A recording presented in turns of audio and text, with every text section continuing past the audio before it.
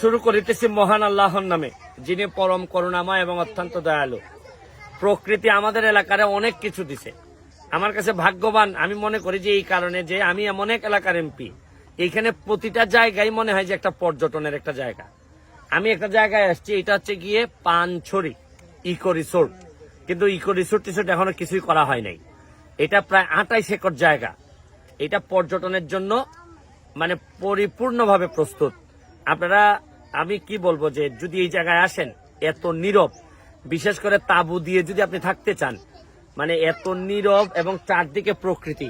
আপনি দেখেন যে প্রকৃতিটার একটু দেখাও ভালো করে। হ্যাঁ দেখাও, এখানে সূর্যাস্তটা দেখাও। হ্যাঁ আস্তে আস্তে দেখাও আর একটু। হ্যাঁ হ্যাঁ আপনারা দেখেন, এই যে এই সাইডটা দেখেন, ওই যে এবং ওই পাশটাতেই কিন্তু আপনি আবার ওই পাশটাতেই দেখেন চা বাগান।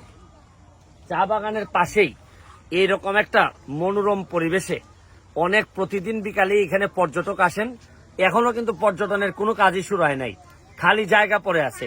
খালি জায়গাতেই যে কি সম্ভাবনা, আমি এই ভিডিওর মাধ্যমে এমপি হিসাবে সরকারি অথবা প্রাইভেট যারাই ইনভেস্ট করতে চান পর্যটনে, আমি আপনাদেরকে দাওয়াত দিব যে আসেন, দেখে যান আমাদের এলাকায়। এটা হচ্ছে গিয়ে চুনারঘাট উপজেলার 5 নম্বর ইউনিয়নের জায়গাটার নাম হচ্ছে গিয়ে পানছড়ি ইকো রিসোর্ট।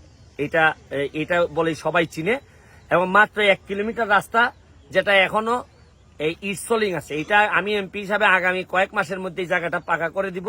তাইলে একেবারে চা বাগানের ভিতর দিয়ে আপনি মাত্র 3.5 থেকে 4 ঘন্টার মধ্যে ঢাকা থেকে আপনি এই জায়গায় আসতে পারবেন, থাকতে পারবেন, বা যা যা ব্যবস্থা দরকার আমারে যদি বলেন আমি ব্যবস্থা করব।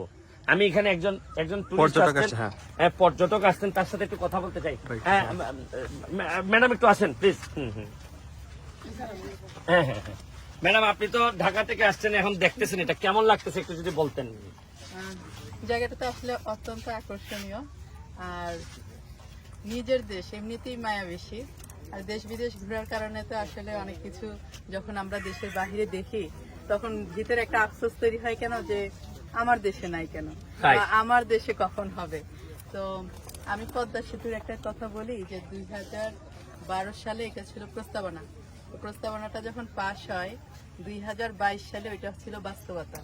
তো 12 সালের যেটা ছিল প্রস্তাবনা, 22-এ সেটা ছিল হচ্ছে বাস্তবতা। আপনি যে স্বপ্নটা দেখছেন এই চুনারুঘাট মাধবপুর নিয়ে, বা এই এরিয়াতে এসেই যখন বলতেছিলেন যে এখানে অনেকগুলা তাঁবু দিয়ে খুব চমৎকার একটা রিসোর্টের মতো একটা ব্যবস্থাপনা, আসলে তো জায়গাটা অসাধারণ।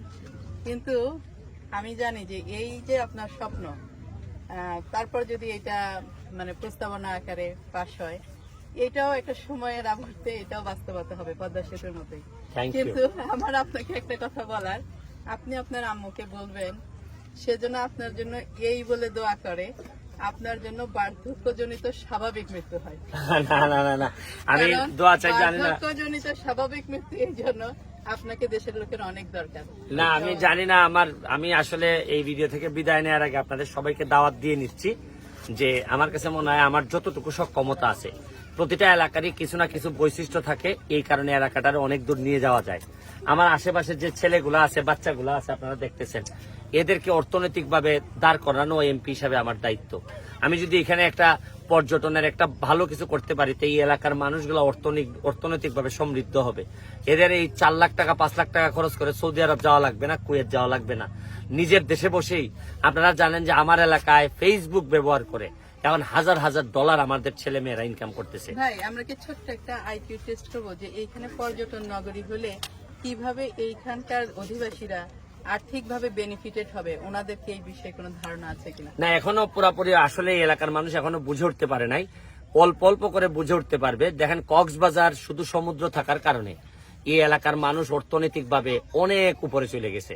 তো এটা একটা স্বাভাবিক, এখানেও যদি আপনি পর্যটক নিয়ে আসতে পারি, দেখবেন এই এলাকার মানুষের ভাগ্য বদলাই দিতে পারবো। আমি জন্মের পরে আমার যে এলাকাটা পাইছিলাম, অথবা এমপি হিসাবে শপথ নেওয়ার সময় যে এলাকা পাইছিলাম, আমি মৃত্যুর আগে এর চেয়ে ভালো একটা এলাকা রেখে যেতে চাই। শুধু এলাকা না, আমার চেয়ে আরো যোগ্যতা সম্পন্ন মানুষ আমি এলাকায় রেখে যেতে চাই। তাতে আমার মৃত্যু অনেক বেশি শান্তিপূর্ণ হবে, সার্থক হবে। আজকের মতো বিদায় নিচ্ছি পানছড়ি থেকে, পানছড়ি ইকো রিসোর্টের জায়গা থেকে। ভালো থাকবেন, সুস্থ থাকবেন।